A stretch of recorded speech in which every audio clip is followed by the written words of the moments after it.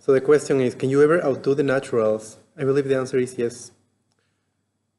Let me illustrate this to you with some ideas that I have in my mind. No, I'm not delusional. I believe most guys are not going to make it. But I think it is possible to make it. The first idea that I have is this study made with rats, where they were trying to see something that is very, very kind of obvious. And it was whether the stress levels, how the stress levels and dominance levels in rats affected responses in female rats. So we all know what was going to happen, right? Stressed rats got very bad responses from the girls, the female rats. Dominant rats got much higher responses. But now, this is where it gets interesting. There was a group of rats who were getting the highest responses. And they were the rats who were dominant, but that had been stressed when they were childs.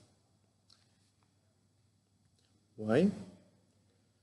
Because if a rat had it all good when it was a baby, had his mother, had resources, and had his friends around, had a good education, then no wonder it was a healthy, dominant rat. A strong rat, right?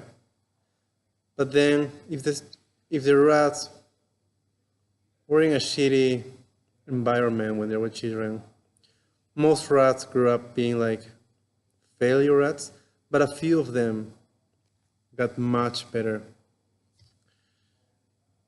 They had few resources, few food, little food. Maybe they were like being raised in a war zone or some shit. The thing is that they had it like shit, and they ended up being strong. As strong as other rats, but it was harder for them to get there. And the female rats could smell this. And that was something that had a very strong response in them. A few analogies that we can make with humans.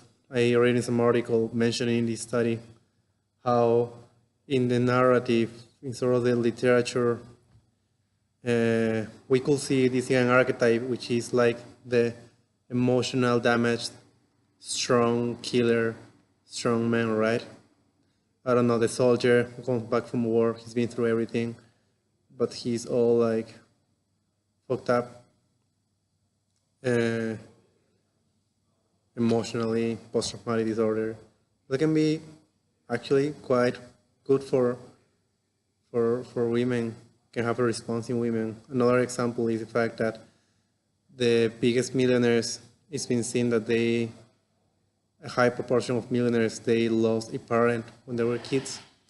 So this fact of not having one of his parents when they were children made most kids like fail at life, but a few of them, it gave them an energy that was like, this traumatic train is coming, wait a second.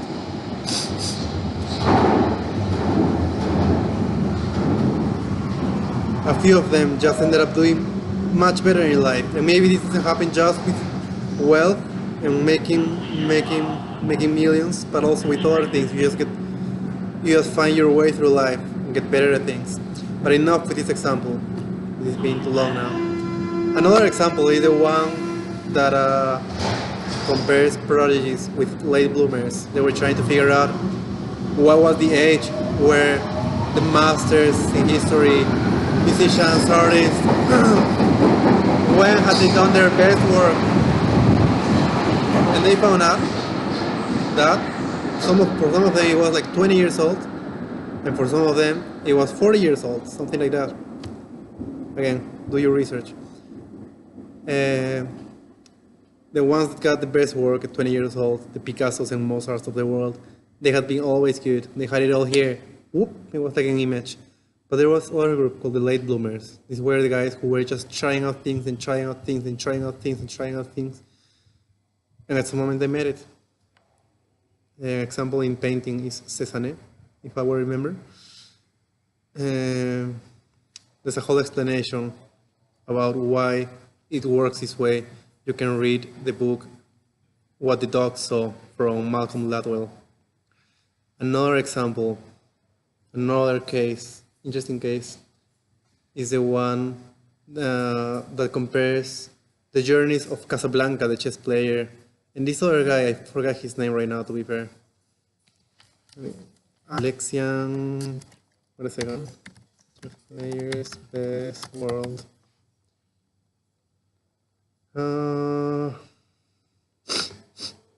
Well, it was some crazy guy. Yeah, Alekhine, Alexander Alekhine or Alekhine, whatever. This guy, he was upset. So yeah, Casablanca, he was a natural. He was a prodigy. He said chess was easy. He just played naturally. Whoop, everything worked out. He was actually he was a bit of a womanizer. He liked partying. He liked socializing.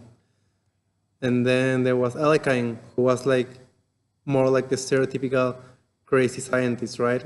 He was like chess was like most of his time was chess, practicing like fucking madman. They were both equally as good in their own ways. Just stay with this. If you're not a prodigy, that's okay. You don't have to be one. You don't have to follow. Don't take prodigies as an example if you're not a prodigy. Maybe you can learn a few things from them actually, but find your own way. There are ways, and you can get very good. Bye.